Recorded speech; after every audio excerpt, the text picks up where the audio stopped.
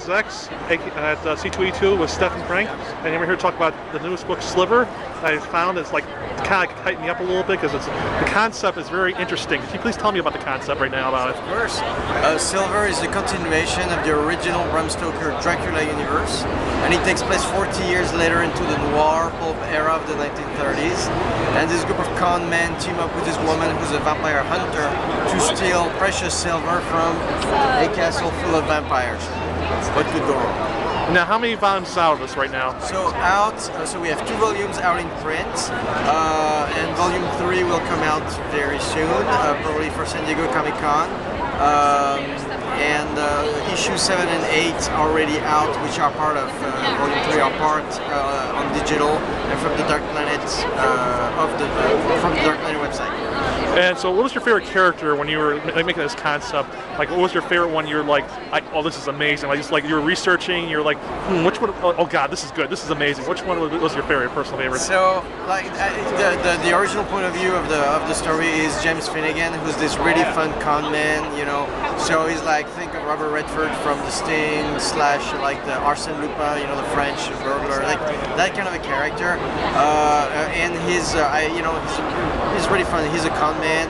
I call him a good guy trying to be bad. You know what I mean? So he's come from a rough upbringing, and so finds himself, as con men are, very kind of a soulless person in a way. You could say dead inside, you know, because he's a predator, you know, in the sense that, you know, so con men don't engage in life productively, like, you know, most people. So he's a really interesting character, very conflicted, and then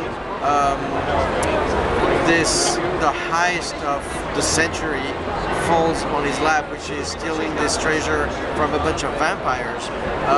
But of course he doesn't know anything about vampires, so he needs to team up with other people, and through these relationships he really grows as a character, and that's a really, you know, I love this guy.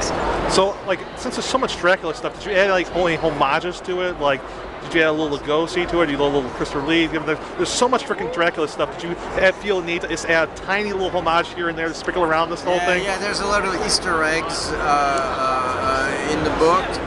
Especially, so basically here's what I did is to take the original Bram Stoker novel, and I didn't change it, but I added to the sides and to the past and to its future, because now we're 40 years later. So the Dracula character that I have is an interesting character who is 5,000 years old, and the Dracula story that you know of him is just the visible part of the iceberg. Like one little tiny part. Exactly. There's everything that happened before that, you know, harkens back to the Bronze Age. So that's really fun. And he's a character that you find was left broken by his loss of Mina Harker. He survived those events, but 40 years later, something happened there that he still hasn't recovered from, and that also makes him a really interesting, really conflicted character. So thank you very much for this time. Thank you so much. No problem. And I'll post this soon at outhouse.com.